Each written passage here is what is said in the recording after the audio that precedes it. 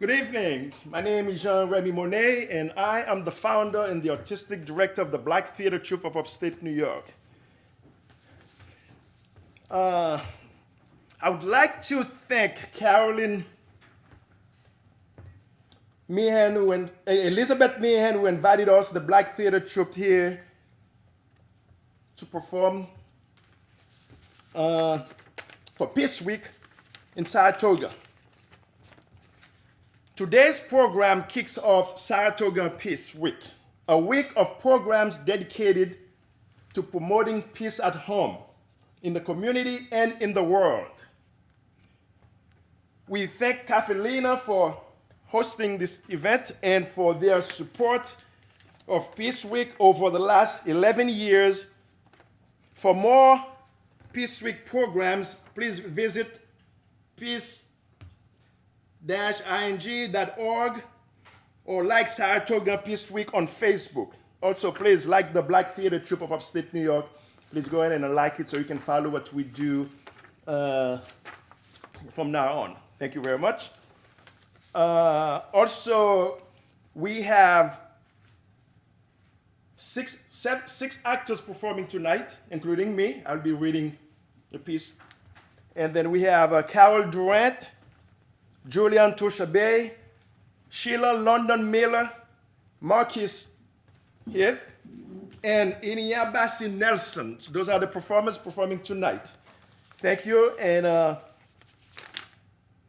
enjoy the show.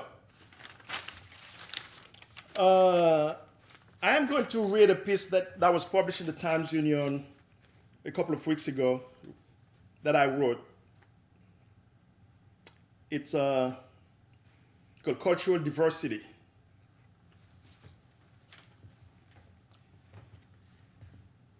How beautiful the world would be if each of us will only take a minute to strike up a conversation with a neighbor, a stranger, or someone from a faraway place.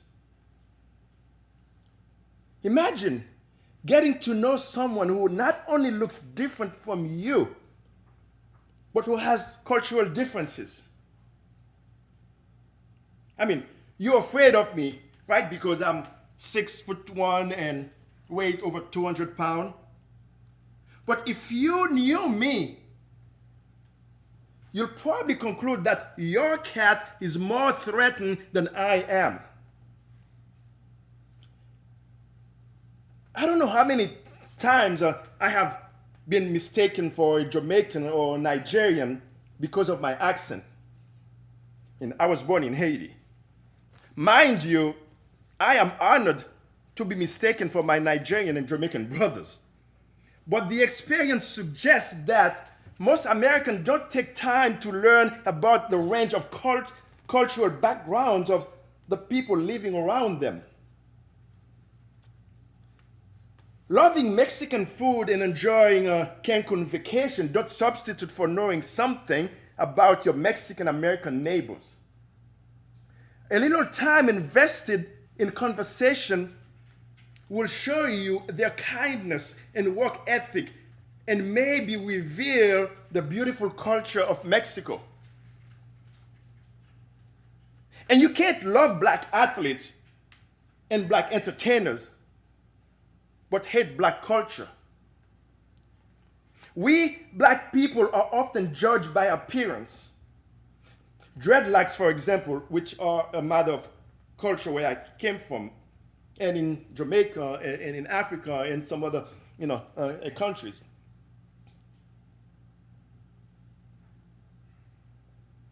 And many white people assume that a person of color who speaks with an accent is an uneducated immigrant. Why do we assume a white person with an English or French accent is intelligent and educated? A few years ago, I was approached by a young man recently emigrated from Iran. He looked at me and asked, "Do you do drugs, drinks alcohol, and have tattoos?" And When I replied no, his next question was, "Are you sure you're black?" I didn't punch him, though the thought crossed my mind. I came to learn that in the short time he had been in this country, all he knew about black people was from the reality TV series Cops, which ran for 32 seasons until this spring. I just put my hands on his shoulders and told him, "You don't want to say that to another black man.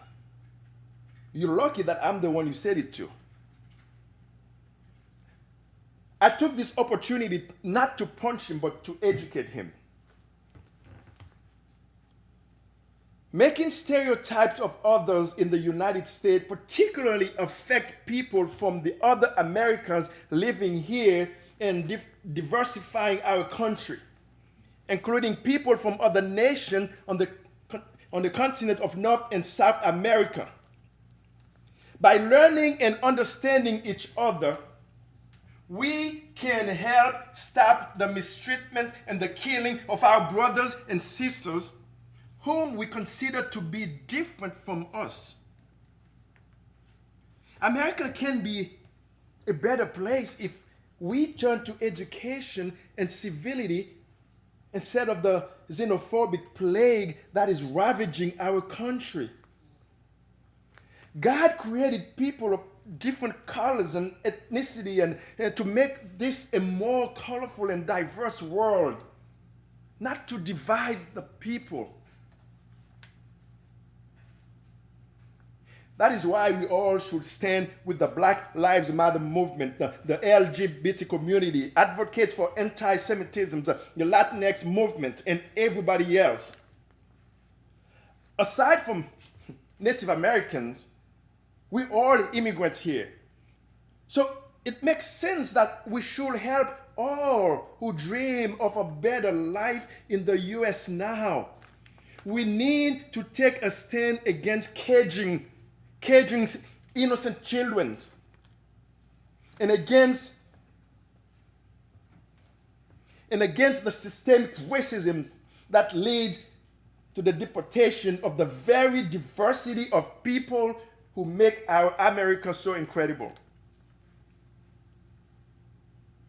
We need to treat our neighbors as we would like to be treated.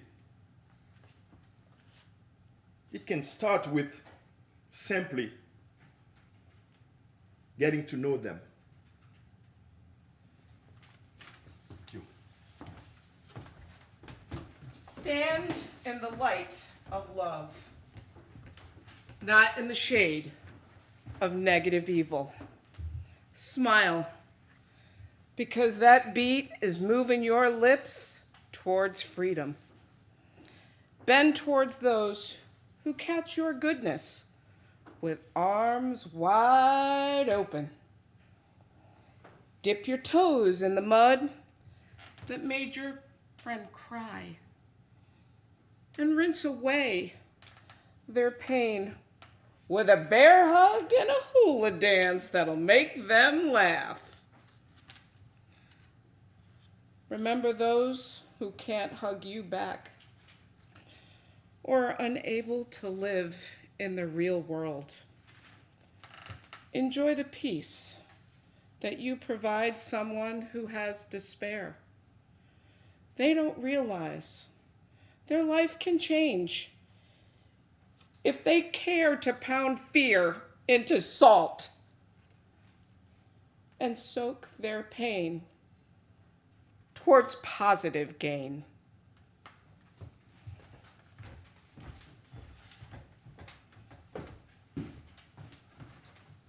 I would not tell you what I know. You would not hear my truth. You want the story, but you don't want to know. My truth is, you've been on me a very long time. Meaner than I can say. As long as I've been living, you've had your foot on me always pressing. My truth is, white men killed my old man, drove my mother mad. My truth is rough. My truth could kill. My truth is furry. They always told me, you don't have a chance. You're a nigger after all. You can jitterbug and prance, but you'll never run the ball. My truth told me, quit before you start. My truth told me, staying alive is all you've got. I shined your shoes, I sold your dope, halted your bootleg, played with hustler's hope. But the crime is mine. I will do your time, so you can sleep. I won't be out to get you on the street at night, but I won't forget. An evil that's white. My truth is a hammer coming from the back. I will beat you down when you least expect. I will not tell you what I know. You want the truth? You want the truth? But you don't want to know.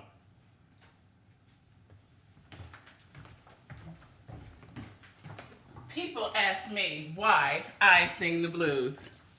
Well, the blues to me is what milk is to a baby, what the spirit is to a minister, and what good medicine is to a person who's sick and who really needs it.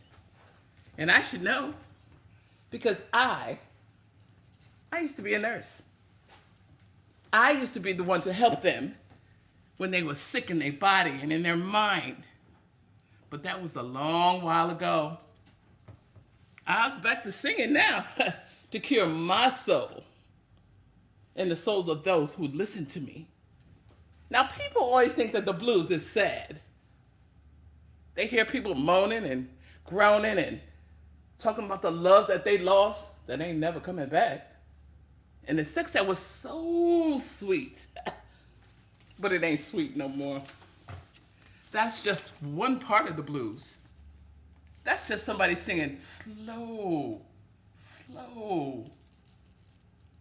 Blues is also about joy and love and happiness and getting revenge.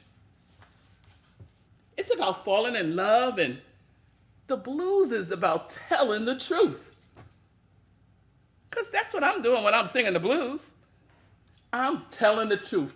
Truth telling. That's what I call it. I'm singing the blues because I'm truth telling about life itself. I sing those blues because I feel it. I feel it in my heart. And I feel it in my body and in my mind and in my soul. But everybody keeps asking why I sing the blues. Oh, I hate to see that evening sun go down. And man, oh man, if Bill Street could talk, it would tell a tale for Shakespeare to hear about. Fools in love and the wonderment of life. Now, St. Louis Blues, that's a sad song. The woman in it knows her man is leaving her. He ain't coming back either. And she's feeling mighty, mighty bitter about it. But those feelings change when you sing them out loud for everyone to hear. And I should know, oh boy, do I know, I have had them all. I've had the downhearted blues, the bad luck blues, the moonshine blues, the lovesick blues. Lord knows I love that man. Woo! The bad weather blues, the moaning low blues, the sweet, sweet loving blues. Lord, I had so many. The down, dirty, low down, stinking, nasty blues. I had the saxophone blues, the sweet loving, woo! Shantytown blues, oh yes, brothers and sisters. I have had everyone. And Lord knows they knocked me down once or twice, sometimes even 3 times. And I ain't gonna lie to you, they knocked me down good. But let me tell you this, with the Spirit of the Lord, oh, thank you, Jesus, and the power in my soul, I got up. I got up again, and I'm still standing here on my feet. Oh, both of them, yes, I am. Tell you the truth, ain't no man worth it, and ain't no woman worth it either. Besides, whenever one man goes away, another one always comes to fill his place. Now, Ma Rainey, oh, that mean old sister, she sang them blues. And Billie Holiday, that sad, sad soul, she lived them blues. Now, Bessie Smith, she showed the whole world her behind. Then she died, jumped up and died in that terrible, terrible accident. At one time or another, you, me, everybody sings the blues. But me, I try to sing them each and every day.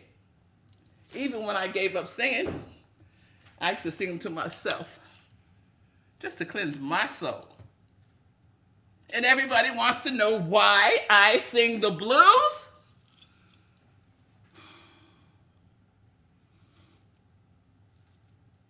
I sing the blues because they pay me money. They pay me good money to sing them loud and clear. But the joke of it all is, if they didn't pay me 1 red cent, I'd still sing them blues. But that's just a little secret between you, and me. I sing those blues I told that interview just the other day. I sing the blues because it's black folks' music. Up from the cotton fields and down from our hearts. We sing the blues because our histories have been hurt and our souls have been disturbed. Truth be told, I don't know any reason to give you or you for singing the blues. And you know what? I got one more thing to tell you before I go. I intend to sing them blues until the day I die.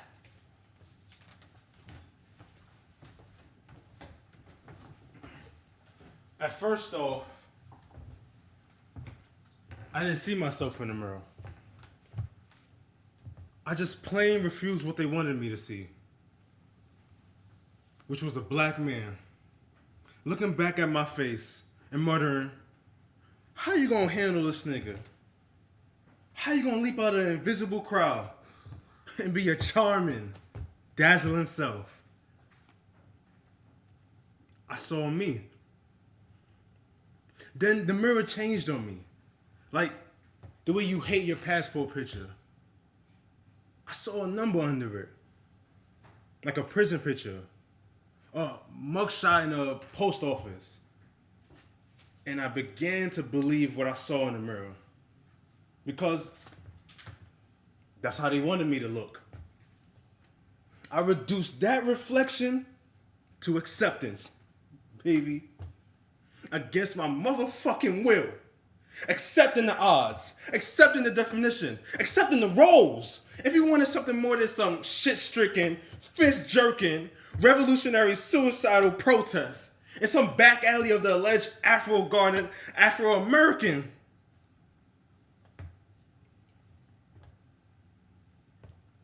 So I gave in to the mirror. Melted right into it. And I despised myself because I gave no trouble. And I got work. You'll do the same. You'll be fine too. You'll make the top secondary role. The best for us is second. I had an actor friend, black guy in New York. He was convinced things would change. People, once he made it, would love each other. You know where he is, Miss Sheila? Overdosed. Dead in a conviction, there was no justice. No opportunity for his genius. Which, being black, is treated as a presumption. He was praised for being the exception. That's what brought me back for a while. To walk the beach, play tennis, even do a show like this for almost nothing. And to rethink darkening my heart. Then head back, drive my cab, push racks up 7th Avenue. Remember you all. Sound callous, huh?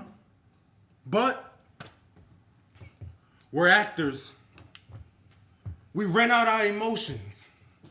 Our devotion is as dependable as mercenaries or hookers.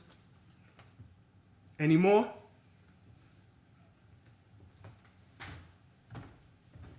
Here I walk on Redemption Road, unlocking the code for my soul to unload the positives that hid in the dark, that now sparks my joy to soar. Here I walk on Redemption Road, watching the sun slowly roll below horizon's edge. I stop and soak in the dusk and enjoy the sounds that makes the night ignite. Here I walk on Redemption Road, turning sins into wins so I won't travel below and feel the immolation in an unending win with the infamous and their close friends. Here I walk on Redemption Road, devoid of negatives. I chance a smile, though tentative. I walk diligently towards making amends while waiting for the portend.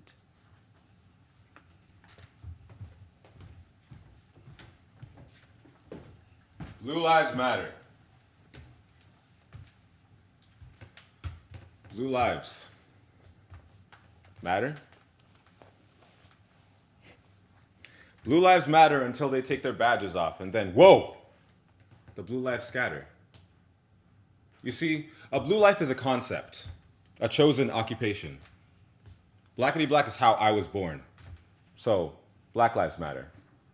Because my rights are not up for deliberation. You know?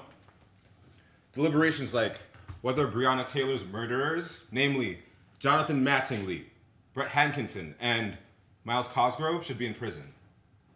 Deliberations like whether a grown man saying, "I can't breathe," minutes before he asphyxiates, needs an autopsy for the reason.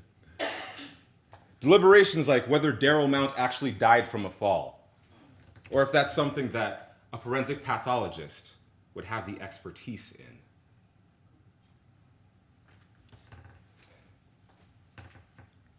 I love being black. Black is powerful. Black is beautiful. Black is king. Shout out Beyonce. Black is ancestors passing down wisdom to their children, hoping their futures will be more fruitful. Black is turning 80 years old, but being the textbook definition of youthful. Black is saying yes, sir, to everybody, because I know my dad will beat my ass. And black is code switching like a chameleon, without ever taking an acting class. Black is a blessing. So yeah, I can understand why my black skin has got you stressing. Stressed like when I walk in the corner store and I can feel the manager's eyes. Stressed like when I move into a nice neighborhood, I can see my neighbor's surprise. Stressed like when someone asks you to describe me and all you can think is, the black guy. I can see why I got you stressing. So here's some tendencies that I live by. Like when I talk in a way you deem articulate, so that I can prove I'm worth something. Or when I walk out the store with every single receipt, prove I didn't steal anything.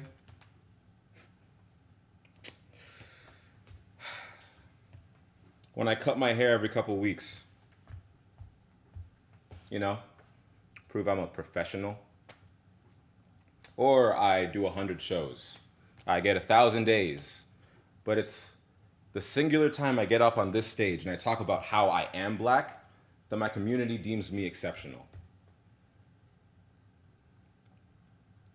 Being black is being fucking tired.